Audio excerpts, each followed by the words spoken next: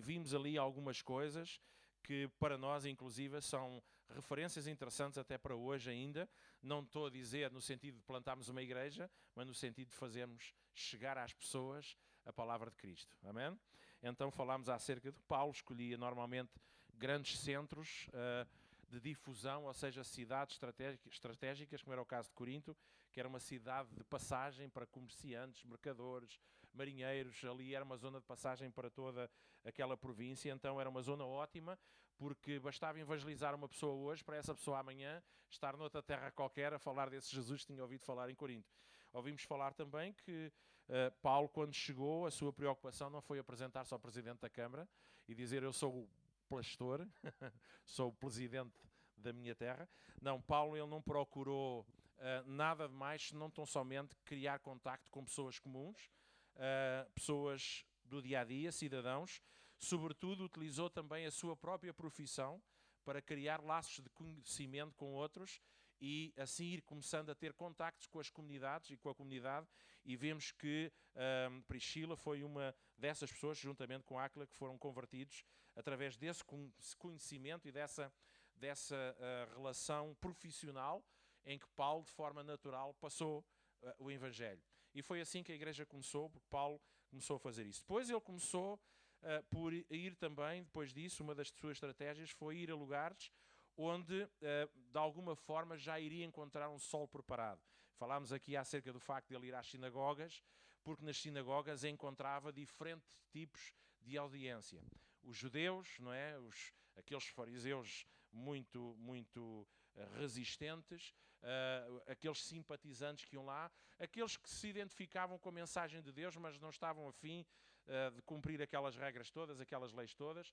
Então Paulo arriscava-se a ir pregar às sinagogas, arriscava-se a ser muitas vezes lançado na prisão, mas ele normalmente ia ali porque ali ele sabia que algumas daquelas pessoas iriam ouvir falar de Jesus, iriam a converter-se. Depois vimos que Paulo, ele apresentou um evangelho puro, um evangelho no sentido que era uma grande alternativa em relação, por exemplo, ao judaísmo, que cheio de rituais, de leis, de faz isto, não fazes aquilo, comas isto, não toques acolá, e Paulo vinha a apresentar a mensagem pura do evangelho, o amor de Jesus, o seu sacrifício na cruz, por aí afora. Depois vemos que um Paulo absolutamente dependente de Deus, mesmo para o trabalho que ele ia fazer, porque vimos que ainda assim os resultados não foram tão rápidos como ele queria, mas Deus falou com ele para que continuasse a confiar nele, porque Deus ainda tinha muito povo naquela cidade para ser salva, e aquilo que Paulo não estava a ver até aquele momento, mas Deus ia abençoar a sua fidelidade. Portanto, há uma série de coisas que ele fez. E por fim vemos que Paulo, ele consolidou o trabalho através do ensino constante da palavra de Deus, naqueles 4 estágios que nós vimos e que acabava por levar sempre e treinar a igreja depois a eles próprios se reproduzirem e se multiplicarem. E vimos que Paulo teve apenas 18 meses na cidade de Corinto e quando saiu da cidade de Corinto ele deixou já uma igreja, deixou um grupo de pessoas. E quando nós dizemos uma igreja, não no contexto como nós estamos habituados. Para nós uma igreja é um grupo de crentes já batizados nas águas, já fiéis, no sentido em que já estão maduros, já estão comprometidíssimos com a igreja.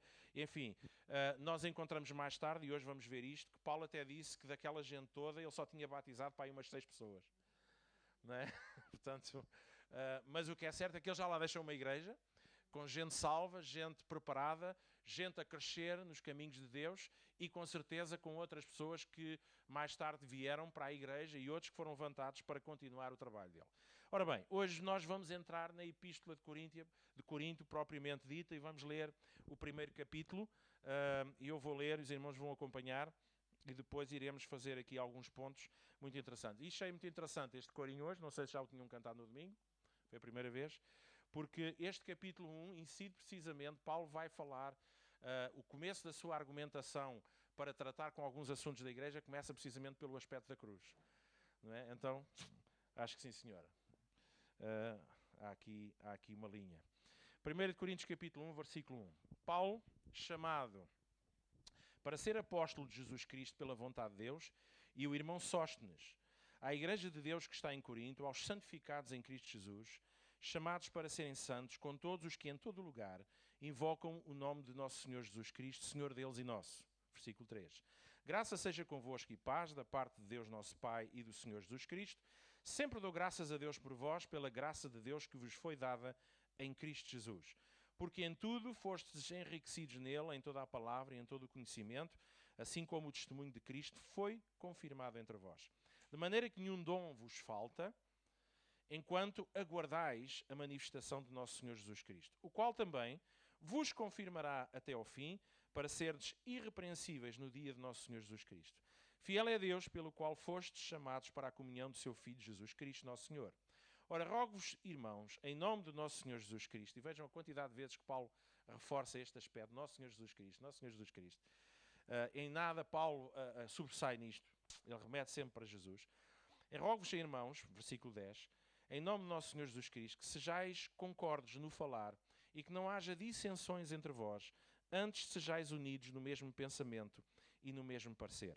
Pois a respeito de vós, irmãos meus, fui informado pelos da família de Cloé que há contendas entre vós. Quer dizer com isto que cada um de vós diz, eu sou de Paulo, ou eu de Apolo, ou eu sou de Cefas, ou eu de Cristo. Será que Cristo está dividido? Foi Paulo crucificado por amor de vós, ou fostes vós batizados em nome de Paulo? Dou graças a Deus que a nenhum de vós batizei, senão a Crispo e Gaio, para que ninguém diga que fostes batizados em meu nome. É verdade, batizei também a família de Estéfanes, além destes, não sei se batizei algum outro. Porque Cristo não me enviou para batizar, mas para pregar o Evangelho, não em sabedoria de palavras, mas para não se tornar vã a cruz de Cristo, porque a palavra da cruz é de veras loucura para os que perecem, mas para nós que somos salvos é o poder de Deus. Porque está escrito, destruirei a sabedoria dos sábios, aniquilarei a sabedoria, o entendimento dos entendidos. Onde está o sábio? O sábio, não é o sábado está amanhã. Onde está o sábio? Onde está o escriba? Onde o questionador deste século está? Porventura não tornou Deus louca a sabedoria deste mundo? Visto como na sabedoria de Deus, o mundo pela sua sabedoria não conheceu a Deus, aprova Deus salvar pela loucura da pregação os que creem. Pois, enquanto os judeus pedem sinal e os gregos buscam sabedoria, nós pregamos a Cristo crucificado, que é escândalo para os judeus, loucura para os gregos. Mas para os que são chamados, tanto judeus como gregos, Cristo é poder de Deus e sabedoria de Deus. Porque a loucura de Deus é mais sábia que os homens, e a fraqueza de Deus é mais forte que os homens. Ora, vede, irmãos, a vossa vocação, que não são muitos os sábios, segundo a carne, nem muitos os poderosos, nem muitos os nobres que são chamados. Pelo contrário, Deus escolheu as coisas loucas do mundo. Amém? Estava a ver se havia aqui alguns loucos que diziam amém. Ou pelo contrário, Deus escolheu as coisas loucas do mundo para confundir os sábios. E Deus escolheu as coisas fracas do mundo para confundir os fortes. E Deus escolheu as coisas ignóbeis do mundo e as desprezadas, e as que não são, para reduzir a nada aquelas que são. Para que nenhum mortal se glorie na presença de Deus. Mas vós sois dele, em Cristo Jesus, o qual para nós foi feito por Deus sabedoria e justiça e santificação e redenção, para que, como está escrito, aquele que se gloria, glorie-se no Senhor. Amém?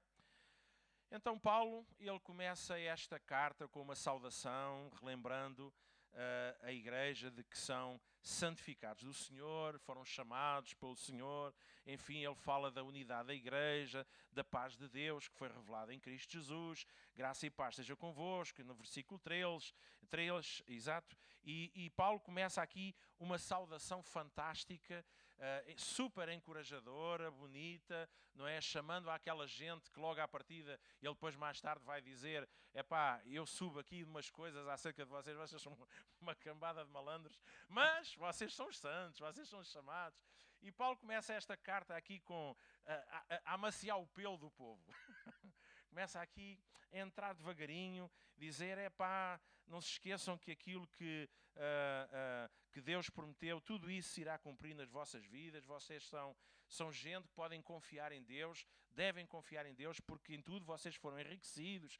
Vocês já receberam tudo de Deus que precisavam de receber para se tornarem aquilo que Deus quer e mais, para que cheguem até ao ponto de serem irrepreensíveis no dia do nosso Senhor Jesus Cristo. Então, isto é fantástico, a gente poder ler um Paulo a dizer estas coisas bonitas. Mas, quem conhece Paulo, não é? Sabe muito bem que Paulo estava a dar aquela palmadinha e a passar aquele, não sei se é éter que eles costumam dar, antes de dar a espetada, não é? da injeção. Eu acho que Paulo devia estar ali a fazer um esforço para não entrar logo a direito no assunto que o levava a escrever àquela gente. Mas Paulo achou por bem passar ali um bocadinho de éter antes de espetar a agulha. No versículo 10, portanto, aqui até ao versículo 10, Paulo tem esta conversa fantástica com eles, meus queridos, meus amados, santificados, chamados, fiel é Deus, para os quais vocês foram chamados, os meus ricos e tal. Mas depois no versículo 10, Paulo começa a mudar o tom. Paulo começa a trazer algumas exortações, e aqui nesta passagem, digamos que começa um bloco de exortações que Paulo começa por descrever e que se vai repetir penso que até ao capítulo 4, mais ou menos no versículo 21, apenas aqui com um pequeno intervalo ali no capítulo 3, em que Paulo começa a apresentar a raiz do verdadeiro problema que acontecia naquela igreja de Corinto. Ou seja, a razão daquela malta, ou daqueles problemas que estavam a acontecer, é que os coríntios deixaram de viver com a mente de Cristo. Deixaram de viver pelo poder da cruz. Deixaram de viver por aquilo que o Espírito Santo teria a dizer sobre a igreja e começaram a andar por aquilo que eram os seus achismos. Aquilo que eles achavam. E o achismo é um problema. Isto não tem nada a ver com o achismo. O achismo tem a ver com aquilo que nós achamos. Mas sabe, a igreja não vive por aquilo que acha. A igreja vive por aquilo que Deus fala, por aquilo que é a mente de Cristo na vida de cada um dos cristãos. E Paulo começa por dizer que o problema desta gente, e lá no capítulo 13 ele escreve isto, e depois nós iremos ver mais para a frente, ele começa por chamar a igreja uma igreja carnal, não porque não tem a virtude de Deus, não porque não tem a unção de Deus, nem tudo aquilo que Cristo já lhes deu, mas porque eles não estão a fazer uso daquilo que é a mente espiritual, porque as coisas espirituais só se entendem como a mente espiritual, mas eles estavam a ser carnais porque na sua forma de pensar, eles por um lado diziam que queriam e viviam determinada fé, mas por outro lado eles estavam a deixar que a sua mente os conduzisse para coisas que não tinham nada a ver com Deus. E isso levou-os, apesar de haver coisas revestidas de espiritualidade, mas que tinham por trás uma semente que não era uma semente de Deus. E Paulo começa a descrever o que é que estava a acontecer. No versículo 11, Paulo para já, e eu acho que aqui podemos tirar também aspectos práticos e importantes para a nossa vida individual e vida da igreja, vemos que Paulo traz uma admoestação e uma exortação à igreja de Corinto, mas ele não chega ali a dizer, eu ouvi dizer. Um dia eu estava a orar e o Senhor falou-me. Paulo foi direto ao assunto e disse, aquilo que vos vou dizer foi-me comunicado pela família de Cloé. As coisas estão bem transparentes, estão bem claras, estão bem específicas. É assim, aquilo que eu sei foi-me informado por esta família que pertence à igreja e que me informou de que vocês estavam a viver de alguma forma com contendas, com conflitos, desagregados, divididos, e por causa disto eu estou-vos a escrever baseado nesta informação. E aqui é logo este primeiro princípio que acho que é muito interessante, de que nas coisas de Deus tudo tem que ser às claras. Não acham? Eu acho que sim. Quando nós temos que lidar com algum assunto, seja na nossa vida ou na vida de quem quer que seja, tudo deve ser claro, certo? Isto diz que se diz, que eu ouvi dizer que sim, alguém falou, eu não sei onde é que ouvi isto, mas, meus irmãos, isto não funciona. No reino de Deus as coisas têm que ser, para que Deus possa abençoar tudo aquilo que nós fazemos, deve haver clareza e transparência. E Paulo faz esta abordagem. Meus amigos, eu estou-vos a falar a respeito de vós, versículo 11, eu fui informado pela família de Cloé de que existem contendas entre vocês. Qual era o problema das contendas e qual era o problema das divisões entre eles? Às vezes, quando nós ouvimos falar em divisões de igreja, nós pensamos logo num grupo de pessoas que saiu da igreja, não é?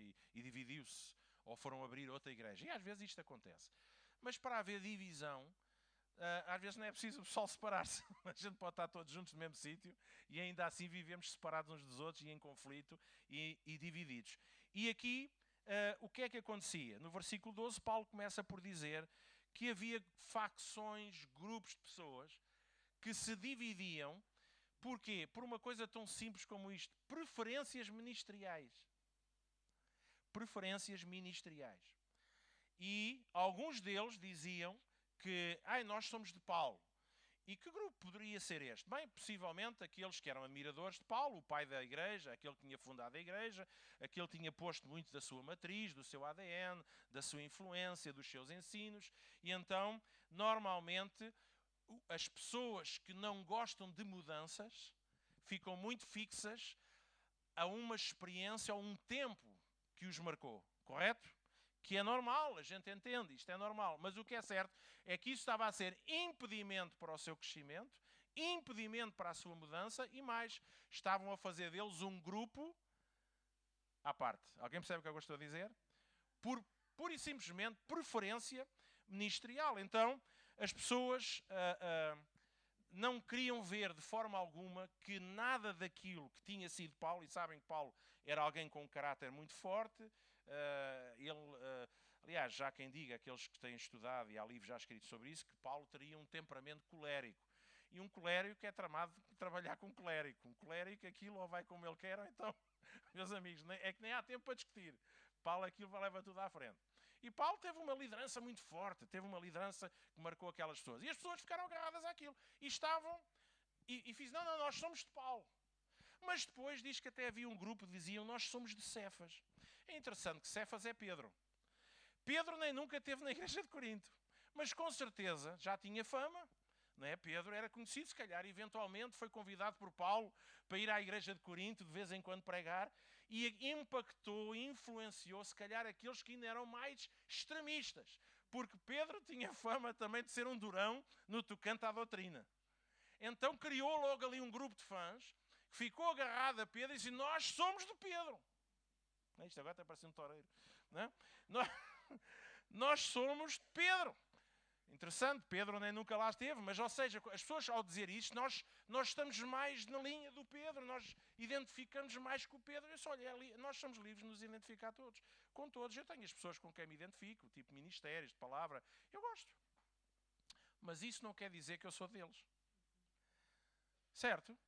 Nós temos que perceber o que é que são gostos e o que é algo que marca uma postura em termos de corpo de Cristo que não produz unidade nem o fluir do Espírito. E Paulo estava preocupado com isso e com certeza isto até já estava a trazer algum conflito. Depois alguns dizem nós somos de Apolo.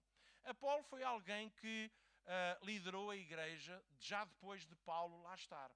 E como qualquer pastor mais recente que chega a uma igreja, a tendência é mudar coisas, é trazer uma aragem diferente, é trazer uma perspectiva, muitas vezes até, eventualmente, com uma ênfase no sentido de tentar cativar as pessoas. E havia já o grupo também do Apolo. Nós somos mais do Apolo. E alguns até mais espirituais, que não estavam a gostar, não se reviam em qualquer uma daquelas cores. Não, nós somos do Senhor Jesus. Eu sou de Cristo. Quer dizer, nós somos de Cristo, logo somos um grupo à parte. Os irmãos não sei se estão a ver, vejam, revestido de alguma espiritualidade e até de questões doutrinárias e não sei o quê, mas isto estava a provocar o quê? Divisão no meio da igreja. Então, isto estava a trazer problemas e o apóstolo Paulo, ele entra e começa a trabalhar com esta gente, começa a levantar uma série de argumentos. E ele começa a dizer que nós não fomos apenas chamados para a comunhão com Cristo, mas para a comunhão de Cristo. Certo? E no versículo 9 nós encontramos precisamente esta passagem, quando diz que nós fomos chamados para a comunhão de Jesus Cristo. Não só para termos comunhão com, mas para a comunhão de. E a comunhão significa um corpo de gente que está em comunhão perfeita. Alguém percebe o que é que eu estou a dizer? Alguém que pode ter os seus gostos, as suas ideias, as suas preferências, isso é normal, mas que em termos de vivência de igreja e em vivência da comunhão de Cristo, nada pode afetar. Alguém percebe o que é que eu estou a dizer? Então o que é que isto significa?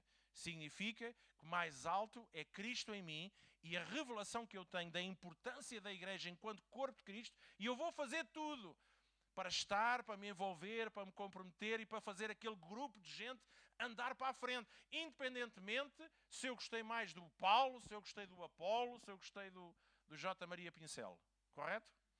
Alguém percebe o que é que eu estou a dizer? Paulo está a lidar com isto, meus irmãos. E isto é uma coisa que acontece, e eu que já tenho que passar por várias igrejas, irmãos com certeza também já viram isto, e já ouviram às vezes este tipo de comentários, e sabemos que muitas vezes na vida da igreja isto acontece. As pessoas ficam presas a uma imagem, ficam presas a um estilo ministerial, a um estilo de pessoa, e isto faz com que a pessoa adira, se ponha à margem, se afaste, se aproxime. Alguém percebe o que é que eu estou a dizer? Mas Paulo diz, nós não fomos chamados apenas para termos comunhão com Cristo, mas para a comunhão de Cristo. E isso, versículo 9, está lá escrito. Então, nós fomos chamados para uma parceria com Cristo, e isto implica uma parceria com as outras pessoas. Então, depois, Paulo começa por salientar, a partir do versículo 17, começa a salientar e apresenta dois motivos, normalmente... Nós não falamos muito da cruz, eu pelo menos não ouço falar muito da cruz hoje, mas que Paulo utiliza grandes motivos para dizer que a glória da igreja não está na sua sabedoria, não está no seu poder, não está no carisma dos seus líderes, mas está na cruz de Cristo. E na cruz de Cristo acabam-se as diferenças. Na cruz de Cristo acabam as preferências. Na cruz de Cristo acaba quem é melhor, quem é pior, quem é que é mais importante, menos importante. A glória da igreja não está, meus irmãos, em nós temos muita gente, ou temos um grande grupo de louvor, tenho dito isso, ou temos um pastor fantástico aqui ou assim. Essa não é a glória da igreja, não passa por aí. A glória da igreja é a cruz de Cristo. E a cruz de Cristo, meus irmãos, transforma a nossa vida. Em primeiro lugar, Paulo começa por dizer, a partir do versículo 25, versículo 25 diz assim... Paulo aqui, versículo 17, ele começa a desenvolver este aspecto acerca da cruz. A mim Deus me chamou, nem foi para batizar, porque dá a sensação ali que havia malta que também estava presa por quem os batizou. E Paulo diz, olha, eu até nem batizei ninguém praticamente, portanto, escusam de estar para aí a dizer que eu sou de Paulo porque eu não tenho ninguém. Não me metam ao barulho nesse aspecto.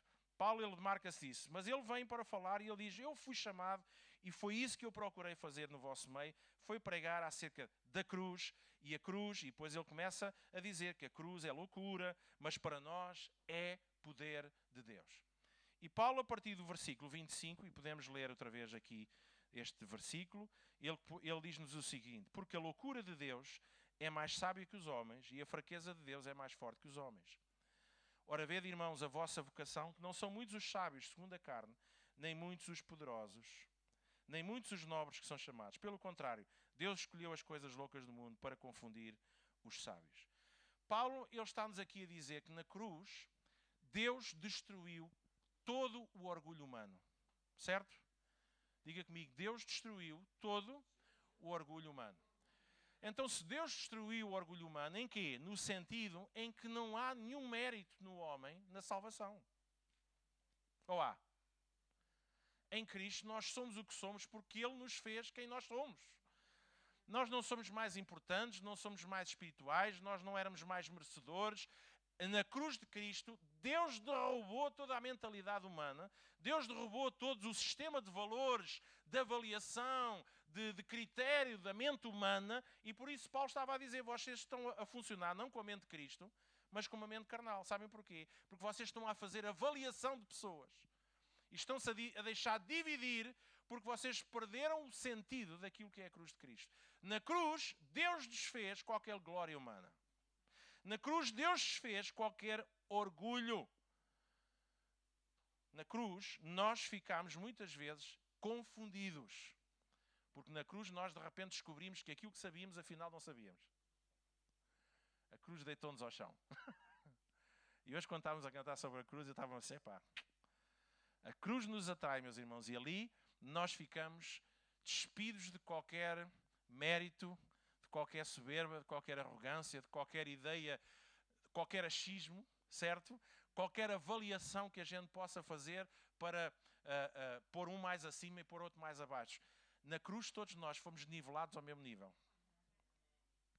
E Paulo começa a usar esta argumentação, falando acerca do facto de que a cruz de Cristo é loucura para os homens, mas é sabedoria de Deus.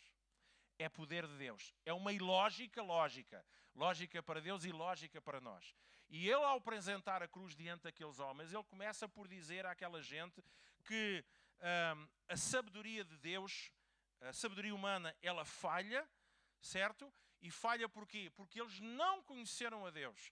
Mas que aqueles que agora conhecem a Deus, eles entendem uma sabedoria diferente.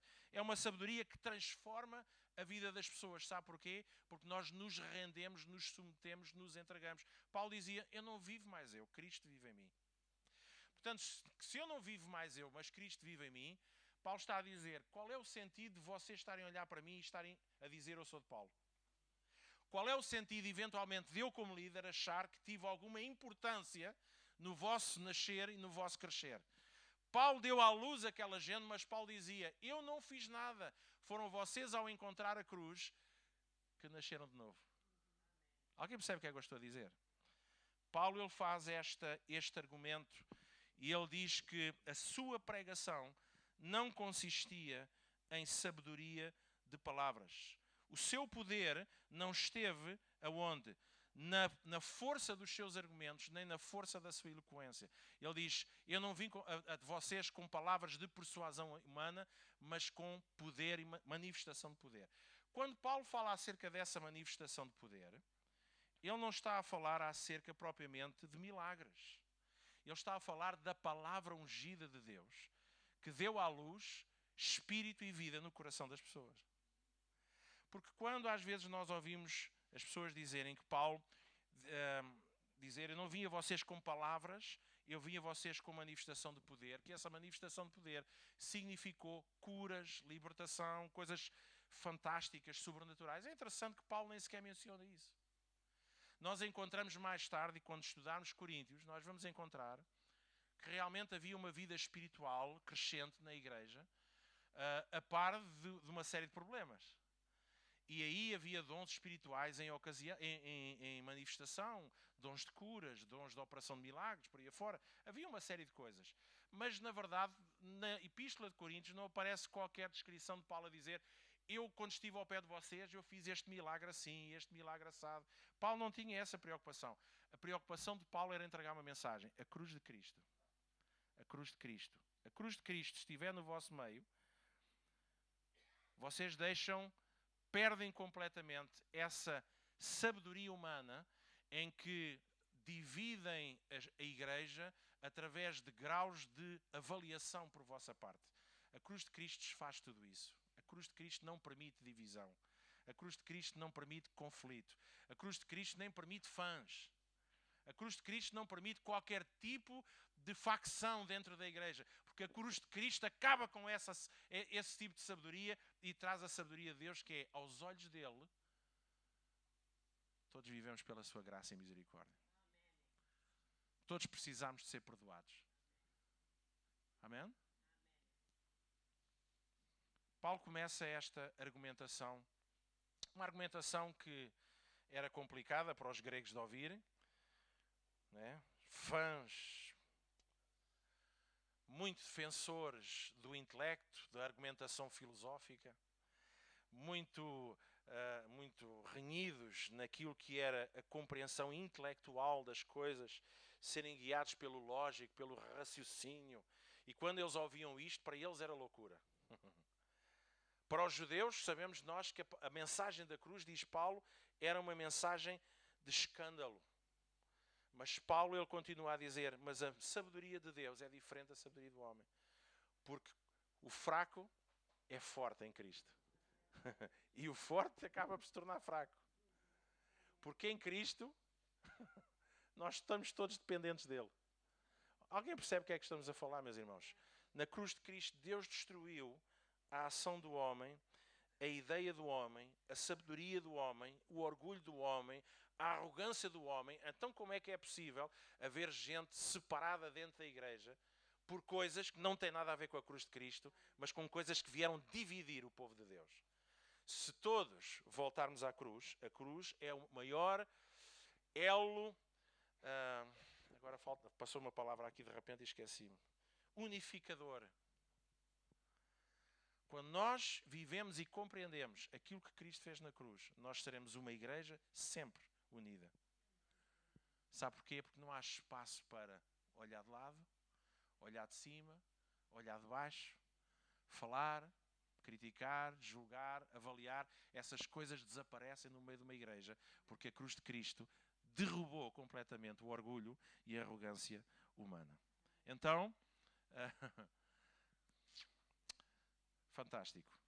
Em segundo lugar, e só temos mais um quarto de hora, a partir do versículo 30 e 31, Paulo ele acaba por dizer que em segundo aspecto da cruz, a cruz revela-nos a glória de Deus.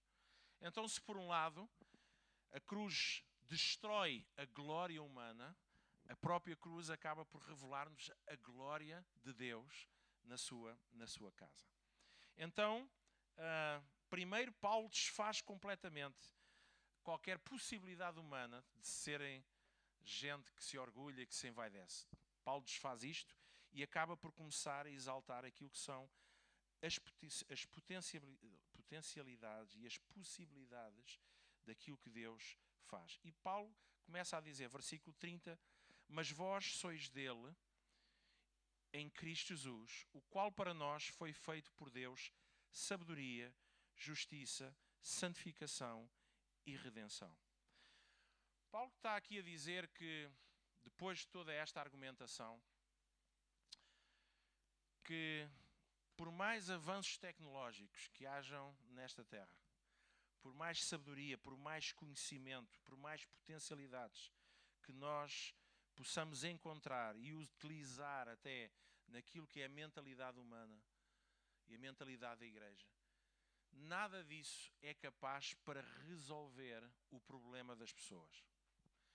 E ele começa por dizer que a principal questão do ser humano não é, ou a principal, como é que é dizer, alvo da cruz, não é propriamente restaurar o ser humano. E a gente precisa de perceber isto porque, e eu prego muito sobre isto, porque eu acredito que Deus na nossa vida restaura a nossa vida. Restaura as nossas emoções, a nossa mente, o nosso coração ferido, restaura a nossa autoimagem, restaura o nosso corpo, restaura as nossas circunstâncias muitas vezes sofridas e aflitivas. Deus restaura isso. Mas sabe, o objetivo da cruz não foi, em primeiro lugar, restaurar o ser humano. Foi restaurar o relacionamento de Deus com o homem. Porque diz a palavra de Deus que nós estávamos separados de Deus. Repare que aquilo que foi causa de dor e sofrimento para o ser humano foi por isto, foi porque o relacionamento foi quebrado. Alguém percebe? Então, quando Jesus vem à cruz, Deus envia Jesus à cruz e diz, se alguma coisa nós somos e se alguma coisa nós conseguimos na vida, foi por causa daquilo que Cristo fez na cruz, mas aquilo que Cristo fez na cruz foi muito mais do que resolver problemas às pessoas. Foi resolver o problema de um relacionamento que estava quebrado. O que ainda mais nos reforça a ideia de que, apesar de pregarmos, ensinarmos e orarmos as pessoas acerca de confiar em Deus para verem as suas situações resolvidas, nós não podemos esquecer que a cruz de Cristo, em primeiro lugar, veio para curar e restaurar o que se havia perdido, e Jesus mencionou isto, mas que não tem a ver com questões materiais ou saúde. O que é que se havia perdido? Uma comunhão, uma intimidade, uma proximidade com Deus. E porque nós não tínhamos isso, nós não éramos coisa nenhuma. E a glória de Cristo que se manifestou na cruz, em primeiro lugar, foi para nos restaurar a essa relação, a essa intimidade, a essa proximidade, a essa reconciliação com Deus, que por sua vez irá produzir em nós mudanças, cura e transformação. Alguém percebe o que é que eu estou a dizer? Paulo, ele relembra este princípio tão importante para esta gente, de que Deus, através da cruz, fez com que Cristo se constituísse por nós sabedoria, justiça e santificação. Amém? Quando a palavra de Deus diz aqui, Ele fez-se por nós. Bem, porquê é que Paulo está a dizer isto? Paulo está a dizer isto para relembrar aquela gente que tudo o que no reino de Deus quebra relacionamentos não faz sentido. Mesmo que seja por causa de um princípio espiritual. Mesmo que seja por causa de uma doutrina. Mesmo que seja por causa de uma preferência ministerial. Mesmo que seja por causa de qualquer coisa revestida de espiritualidade. A cruz vem-nos dizer que nós sem Ele não éramos nada. E que quando permitimos que coisas nos afastem dele para agarrarmos a outras coisas, perdemos aquilo que Cristo veio fazer na cruz por nós, que foi restaurar relacionamento. Então que não faz sentido nenhum dentro da igreja haver coisas que quebrem relacionamento. E a glória de Deus na cruz foi isto. Deus veio para restaurar relacionamento. Primeiro destrói-nos. Destrói o nosso orgulho. E depois diz assim, agora eu estou aqui para restaurar o nosso relacionamento. Quando as pessoas se afastam da cruz, o que é que acontece? O orgulho começa a subir outra vez e o relacionamento volta àquilo que era antes. E se o orgulho sobe e o relacionamento deixa de ser aquilo que devia ser, sabe o que é que acontece? Começam a acontecer problemas. Começam a acontecer conflitos. Começam a acontecer separações, divisões. Deus deixa de ser Senhor no centro daquela comunidade e começam a acontecer problemas. E Deus deixa de poder fazer aquilo que quereria fazer. Sabe porquê? Porque o problema não é apenas uma diferença de opinião. O problema foi que nós deixámos a cruz. E é isso que Paulo está a dizer àquela gente. Paulo não está chateado porque um diz que é de Paulo, e o outro diz que é de Cefas, e o outro diz que é de Apolo. Esse para ele não é o problema. O problema é que eles estavam a deixar a cruz. E Paulo tem que voltar à cruz. Gente, vocês têm que voltar à cruz. Porque quando as coisas começam a falhar, é porque a cruz de Cristo perdeu a sua influência. E vocês já se esqueceram de que vocês chegaram aqui hoje porque tiveram que passar pela cruz. E a cruz mostrou-vos lá que nós não éramos capazes de resolver o problema. O único que foi capaz de resolver o problema foi Cristo na cruz. Ali se manifestou a glória de Deus, através daquilo que Cristo fez por nós. Para quê? Para que possamos ter relacionamento com Ele e com... Porque não fomos apenas chamados para a comunhão com Ele, mas para a comunhão de... Diga comigo, nós fomos chamados para a comunhão de... E sabe porque é que isto é tão importante? E não estamos a falar às vezes só de comunidades locais, estamos a falar da comunidade nacional. Se nós percebêssemos isso, como é que às vezes em nome de Cristo há tanta divisão?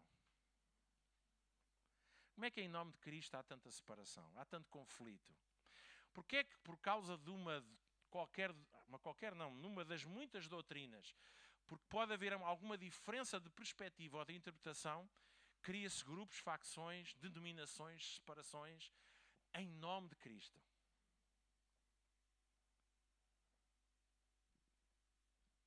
Pensem nisto. Coríntios não era diferente da gente. E está cá escrito para que nós hoje possamos trazer para a nossa realidade muitas vezes e perceber. E muitas vezes, e eu vejo isso na vivência das igrejas, não é? Isto faz-me lembrar aquela pessoa que eu já contei aqui há muitos anos, ouvi esta história da boca do irmão Leonídio. Ele tinha estado numa igreja, foi lá pregar e houve umas pessoas que se converteram, aceitaram Jesus e tal. E 8 anos depois, ele foi àquela igreja e vem uma senhora muito contente abraçar. Oh, pastor Leonídio, o irmão não se lembra, mas há 8 anos eu entreguei-me a si. E claro que a gente sabe diferenciar, que a pessoa com certeza não usou o português correto. Ela não queria dizer isso a sério. E quando estamos a dizer entregou-se assim, é muito menos aquela ideia malandra que a gente já está a pensar. Mas no sentido que, com certeza, eu acredito que a senhora aceitou Jesus, mas o que ela queria dizer é que foi consigo, naquele dia, quando pregou o Evangelho, eu aceitei Jesus e tal. Mas às vezes estas coisas marcam as pessoas e impedem as pessoas de andar para a frente. Alguém percebe o que eu estou a dizer? Mas quando nós entendemos a cruz de Cristo, se a nossa conversão foi genuína no sentido de experimentarmos a cruz de Cristo em nós, nós não ficamos não ficamos presos a experiências, a passados, a história, a quem nos influenciou. Nós ficamos com a matriz, temos marcas positivas dessas situações, mas isso não nos impede de continuarmos a amar, a acolher, a abraçar novas pessoas, novas maturidades, novas dinâmicas, novas matrizes, e a igreja cresce. Sabe porquê? Porque o que interessa é Cristo. E Corinto era uma igreja que nós vamos ver ao longo do resto do tempo, que vamos mencionar isto, vamos capítulo por capítulo, vamos perceber isto. Era uma igreja riquíssima em dons, riquíssima em manifestações espirituais. Mas Paulo também disse, ou a gente muda rapidamente, ou isto vai tudo desaparecer a seu tempo. Sabem porquê? Porque a cruz de Cristo não divide ninguém. A cruz de Cristo é a cruz de Cristo. Na cruz de Cristo toda a gente fica igual e toda a gente fica dependente de Deus e toda a gente fica ao mesmo nível. Cristo manifestou na cruz a sua glória. Ele tornou-se a nossa sabedoria. E a nossa sabedoria significa, na palavra original, significa que ser sábio é fazer a coisa da maneira certa. Ou seja, a plena vontade de Deus. E Cristo, ao tornar-se a nossa sabedoria, significou que Ele fez o que era certo, ou seja, cumpriu a vontade de Deus na cruz por nós. Porque o que é isto? Cristo tornou-se a nossa sabedoria. Ele levou a sabedoria até às últimas consequências. Ou seja, Ele entregou-se no cumprimento da vontade de Deus por nós. Ele fez as coisas da maneira certa. Então, Cristo manifestou a sua glória. Cristo fez o que era certo. Cristo não fez as coisas à sua maneira, fez as coisas à maneira de Deus. Porque a cruz implica deixarmos de fazer aquilo que nós achamos para fazermos aquilo que Deus sabe e diz. A sua sabedoria é perfeita. Depois diz que Cristo, Ele tornou-se a nossa justiça. Aqui esta palavra justiça é um termo forense e diz respeito àquilo que é a observação ou quebra de leis. Eu vou ler o que tenho aqui. Em nosso caso, as leis de Deus que quebramos e por isso rompemos o relacionamento com Deus, Cristo é a nossa justiça. Porquê? Porque Ele restaurou a nossa relação. Ele restaurou a nossa posição. Em Romanos capítulo 5, versículo 8, diz assim: assim como por uma só ofensa, Adão, veio o juízo sobre todos os homens, para a condenação, assim também por um só acto de justiça, a cruz de Cristo, veio a graça sobre todos os homens, para a justificação. Ou seja, Jesus, através do seu sacrifício da cruz, voltou a colocar-nos na posição correta diante de Deus. Isso significa, Ele foi feito a nossa justiça. Volta atrás. Ele foi feito a nossa sabedoria. O que é isso? É fazer as coisas da maneira certa. E as coisas da maneira certa é fazer a vontade de Deus. Jesus cumpriu a vontade de Deus na cruz. Segundo, Ele foi feito nossa justiça. Porquê? Porque Ele restaurou a nossa posição correta diante de Deus. Amém? Depois diz que Ele foi feito a nossa santificação. Está lá no versículo 30. E eu vou terminar dentro de 2 minutos. Amém? E diz que Cristo não é apenas o único capaz de nos levar de volta ao degrau de justiça, como também é o único capaz de nos fazer viver lá. E eu vou dizer o seguinte. Santificação. Jesus tornou-se a nossa santificação porque Ele levou-nos de volta a um lugar de santidade. Certo? Aquilo que Ele fez levou-nos a um lugar de santidade. Ele santificou-nos. Diga comigo, Ele santificou-nos. Mas santificação não é só aquilo que Ele fez. É depois tudo aquilo que Ele vai continuar a fazer para nos manter nessa posição de santificação. Ou seja, Cristo em nós, Ele não só manifestou essa glória na cruz, tornando-nos santos, mas assumindo o compromisso conosco de nos manter santos. Então Cristo manifesta a sua glória na cruz, fazendo estas 3 coisas. E por fim, a 4ª coisa. Ele diz, Cristo é também a nossa redenção. Versículo 30. Então, A nossa redenção traz consigo a ideia de que somos como que um escravo que estava à venda no mercado de escravos. Alguém veio à nossa vida, comprou-nos, mas não para nos tornar escravos, mas para, ao sair do mercado, Ele nos liberte e nos deixe ir à nossa vida. Então, Paulo está aqui a dizer, gente, vamos voltar à cruz. Vamos parar com esta coisa de conflitos, contendas, divisões. Vamos lá parar com essa mentalidade carnal de que é possível sequer, que é compatível com a cruz de Cristo dentro da igreja, haver facções. Facções essas são pura e simplesmente porque vocês deixaram de perceber a cruz de Cristo. Gente, não há lugar para divisões dentro da igreja. Porque na cruz, Deus derrubou todo o vosso orgulho. Então vamos voltar à cruz. Na cruz Deus mostrou que vocês sem Ele não eram nada. Então vamos voltar à cruz. Eu não sou nada, eu nem sequer vos batizei. Eu só vim aqui pregar a mensagem da cruz. Que para uns é loucura, para outros é escândalo. Para vocês acho que é uma grande confusão. Porque vocês não estão a perceber a mensagem da cruz. Porque se percebessem a mensagem da cruz, vocês não diriam eu sou de Pedro, eu sou disto, até sou de Paulo e outros até sou de Cristo. Porque na cruz não há espaço para divisões. Sabe que na cruz acabou-se os achismos. Acabou-se a nossa vontade pessoal. E depois de na cruz ter derrubado todas essas mentalidades carnais, Cristo manifesta a sua glória. Deus revela a sua glória na cruz, fazendo estas 4 coisas em Cristo Jesus. Em primeiro lugar, Ele se tornou a nossa sabedoria. Porquê? Porque Ele fez o que era certo. Se vocês viverem ao pé da cruz, se vocês viverem a experiência da cruz diária, vocês vão querer fazer o que é certo. E o que é fazer certo? É fazer a vontade de Deus. E a vontade de Deus não é que haja divisões. A vontade de Deus é que vocês percebam que somos um, chamados, já temos tudo, Deus já nos deu tudo para nós até vivemos essa vida. Porque é que vocês estão a permitir que essa carnalidade influencie a vossa mente?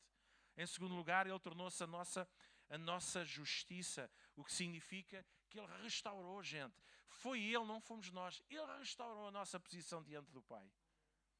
Em terceiro lugar, Ele restaurou o quê? A nossa santificação. Ele levou-nos à santificação, mas Ele não só nos levou, como Ele é que tem o poder para nos manter nesse nível. Então, gente, vamos voltar à cruz. E por último, Ele manifestou a sua glória, porque Ele se tornou a nossa redenção. E o que é que significa a nossa redenção? Significa que Ele comprou-nos para a nossa liberdade. Então, gente, por que é que vocês estão a cantar de galo? Para que é esse orgulho besta, como dizem lá? Não sei se é o orgulho que é besta, se é orgulho vírgula besta. Não é? Para que é esse orgulho besta? Para que é essa vanglória? Para que é esses clubes? Para que é essas separações na casa de Deus? Gente, a cruz de Cristo derrubou essa treta toda. Vamos lá humilhar-nos, vamos lá parar de brigar, vamos lá parar de nos dividirmos por simpatias, vamos lá parar de dividir a Igreja de Cristo. A cruz de Cristo não está dividida, Cristo não está dividida. Meus irmãos, vamos viver a Igreja pelo poder da cruz. Acreditam nisto? Eu acredito. Eu sei que não sou o melhor expositor destas coisas. Eu estou a fazer um esforço para não saltar do texto e ir para outros lados. Mas na verdade, meus irmãos, eu acredito que se a igreja vivesse isto e percebesse isto, esta casa se calhar aqui já estava abarrotada. E não estou a falar sequer agora do culto de sexta-feira. Estou a falar... Já não estávamos aqui. É ou não é? As igrejas hoje estariam cheias. Sabe? E eu sou uma pessoa que... Sou diferente dos outros. Uso roupa... Não uso bacalhaus. Não é? Sou assim uma pessoa muito simples, muito terra a terra, um bocado louco às vezes.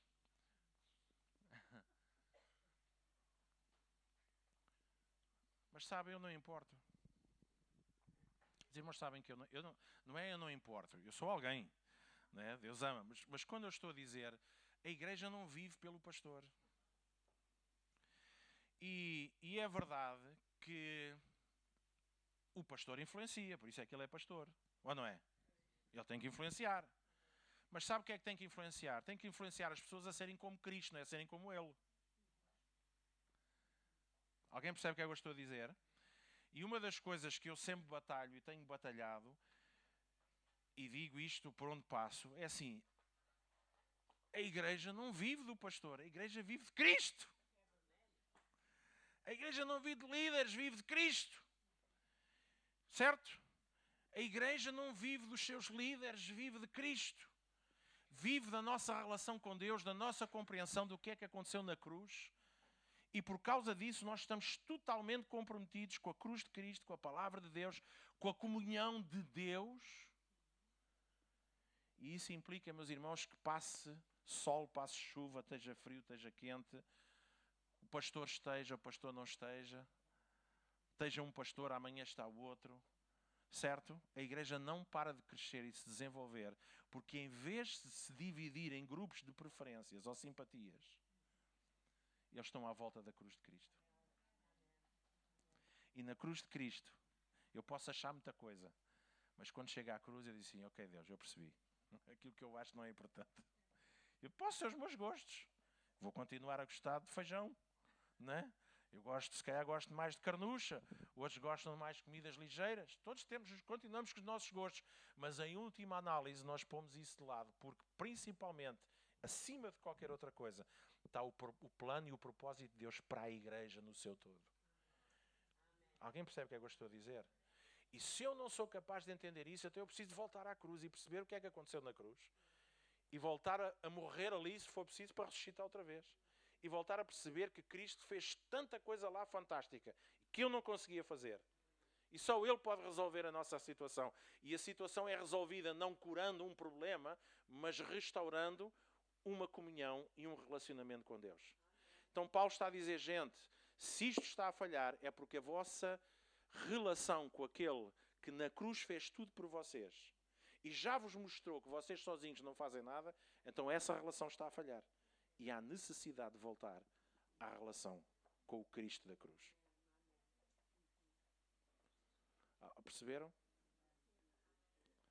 Digam comigo, digam se perceberam. Que eu às vezes embrulho-me aqui também um bocado. É um bocado difícil para mim disciplinar aqui os meus pensamentos, porque às vezes começo logo a pensar noutras coisas. São 10h23, eu quero-vos poupar. Amém?